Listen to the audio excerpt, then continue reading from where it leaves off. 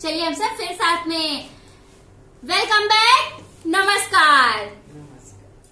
आइए प्यारी happy women कुछ अच्छी अच्छी और समझदारी की बातें करते हैं। शुरुआत करते हैं एक कहानी से।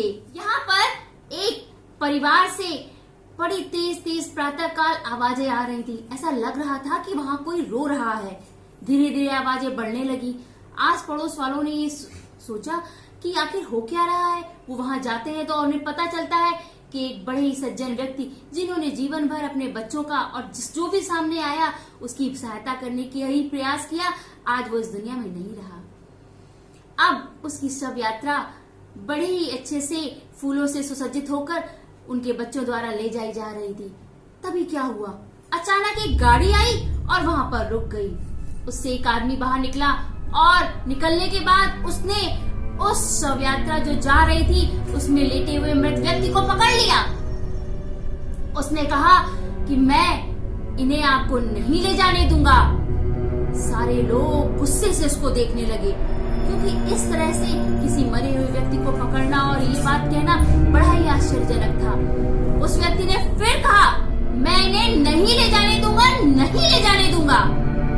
अब सब लोग आश्चर्यचकित थे और उन्होंने उससे पूछा, आखिर ऐसी क्या बात है जो आप इस तरह का कार्य कर रहे हैं। तब उस व्यक्ति ने कहा, इन्होंने मरने से पहले मुझसे 15 लाख रुपए उधार लिए थे।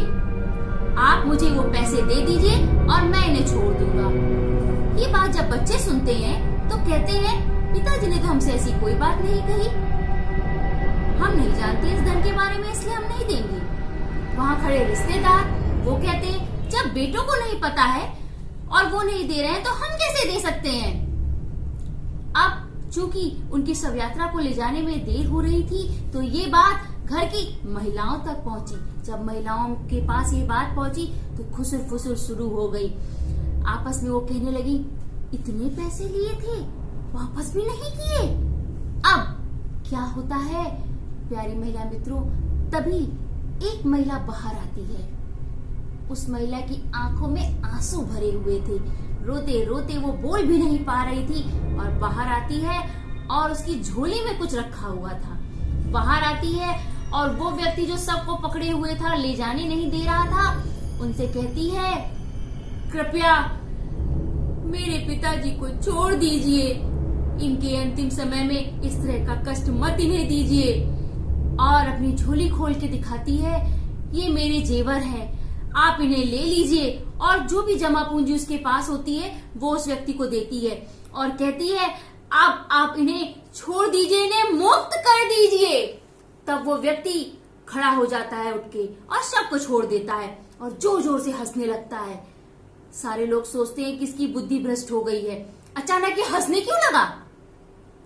तभी दूसरे ही पल उस व्यक्ति की आंखों में आंसू आ जाते हैं और वो कहते हैं उस लड़की से, उस महिला से, धन्य हो तुम बेटी और धन्य है ये पिता जिन्होंने तुम्हें जन्म दिया। इस धरती पे तुम्हारे जैसी बेटियां हो तो ये धरती सुखमय हो जाएगी। और कहते हैं कि इन्होंने मुझसे 15 लाख रुपए लिए नहीं थे, मुझे इनको ये पैसे देने थे और मैं ये समझ नहीं पा रहा था कि ये किसे दूं, इसीलिए मैंने ये सब कुछ किया। और ये कहते हुए वो 15 लाख रुपए वो उसकी झोली में डाल देते हैं उस महिला की।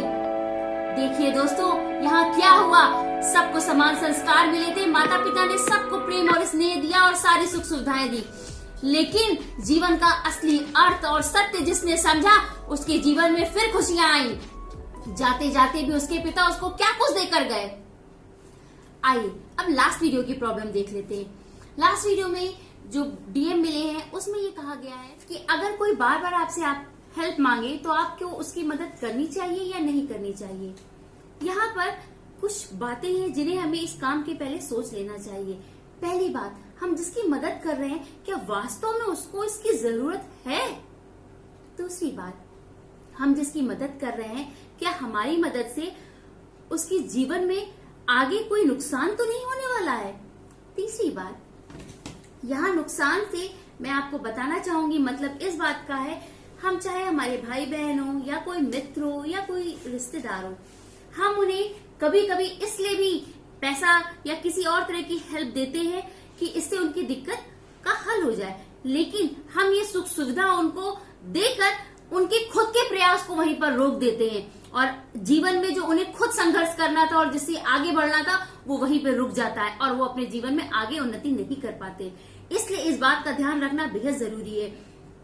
तीसरी बात, क्या आपके पास वो सामर्थ्य है कि आप उनकी मदद कर सके, धन के रूप में हो या किसी और रूप में हो। आपको ये बात समझनी होगी कि अगर आप कर सकते हैं तो जरूर करिए इन बिंदुओं के आधार पर, और यदि आप नहीं कर सकते हैं, आपको ऐसा लगता है कि अभी आप बहुत ज्यादा थके हुए हैं, आप ये कार्य उनकी नहीं कर सकते हैं उनका, और उसे खुद इस काम को करना चाहिए, तो कहिए नहीं।